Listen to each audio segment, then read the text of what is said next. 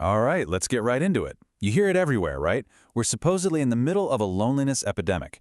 But for some of us, maybe for you, choosing to cut people off doesn't bring on that feeling of isolation. It actually feels like peace.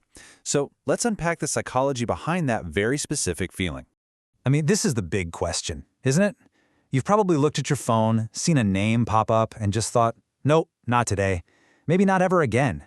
And instead of that crushing loneliness everyone talks about, what you felt was relief. Let's really get into what's happening underneath all that. So, society's script says that when you disconnect, you're supposed to feel lonely, maybe even a little broken. But your actual, real-life experience is the complete opposite. It's this deep sense of calm. Now, that feeling isn't wrong. It's actually data. It's a clue that tells you something really important about your past and how you learn to operate in the world. To really understand why pulling away feels so good now, we've got to go back. We need to look at the original blueprint for who you used to be. And that story? It probably started way back when you were a kid. Does this sound like you? You were the one, the reliable one, the one who'd answer the phone at 2 in the morning. The person who kept the peace, who listened to the same old problems again and again, just soaking up everyone else's chaos like a sponge. You were basically the designated problem solver, and you never, ever missed a call. See, this whole thing builds up over a lifetime. It's not a personality you were born with. It was a skill you had to learn. As a little kid, you probably learned how to read the room before you could even read a book, sensing all the unspoken tensions. Then, as a teenager, that skill just got sharper, and you became the go-to person for every friend's crisis. Until one day, as an adult, you just stopped. You stopped answering, and you know what? The world didn't fall apart. In fact, things got a whole lot quieter. You know, psychologists actually have a name for this whole phenomenon. It's called emotional cutoff. And the term comes from a family systems theorist named Murray Bowen.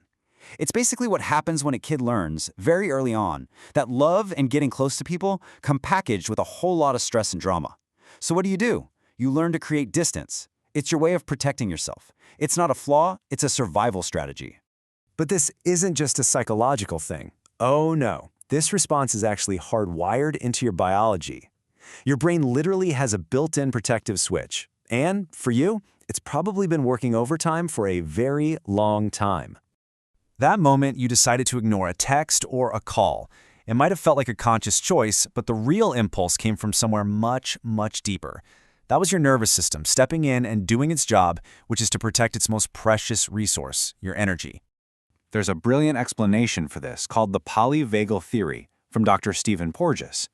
It goes like this. When your system gets totally overwhelmed by other people's constant demands, it detects a threat. And in response, your brain flips a switch, taking you out of social engagement mode and putting you into a protective shutdown response. Think of it like your body forcing you into an emergency power-saving mode.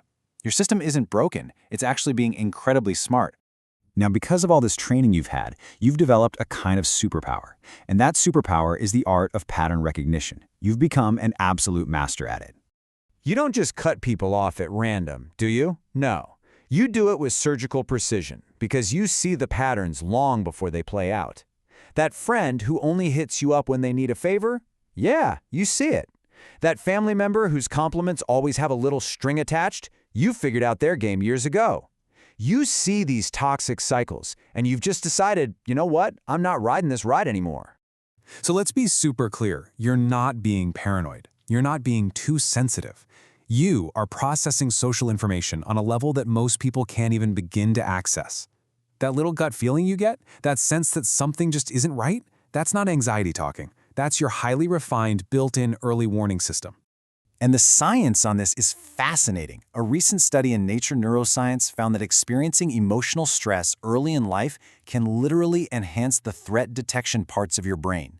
And researchers at the University of Iowa found that for people with this kind of background, the frontal lobe, the part that handles complex social decisions, is working overtime. So your intuition, it's not just a feeling. It's a highly practiced, data-driven skill. Okay, this next part is so important. We need to talk about the huge difference between healthy self-protection and just building walls that lock everyone out. They are not the same thing. And we have to be honest here. The CDC is very clear that true, prolonged social isolation comes with serious health risks. We're talking a 29% increased risk of heart disease, a 32% increased risk of stroke. That's real. But Here's what that data doesn't tell you.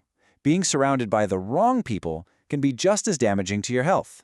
So let's break down the difference. Walls are built from fear.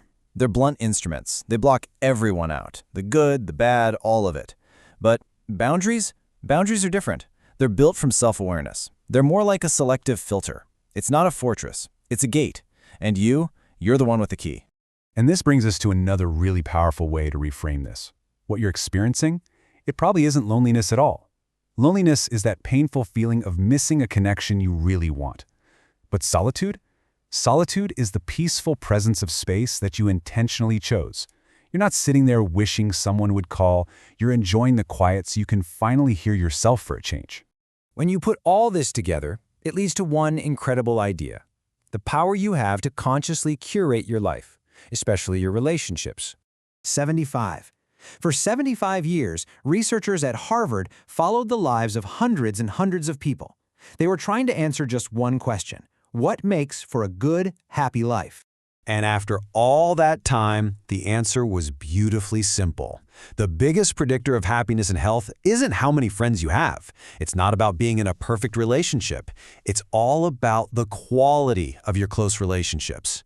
If your circle is small, but it's filled with people who really see you and support you, you're not just surviving, my friend. You are absolutely thriving. So if you've been sitting there wondering if there's something wrong with you, if you're cold or heartless for protecting your energy so carefully, I want you to hear this loud and clear. You are someone who learned the hard way that not everyone deserves access to your inner world. And choosing to build a life that feels gentle and peaceful instead of chaotic and draining, that isn't weakness. It's one of the fiercest, most powerful things you can possibly do. That peace you feel when you're alone, that isn't isolation. That's sanctuary.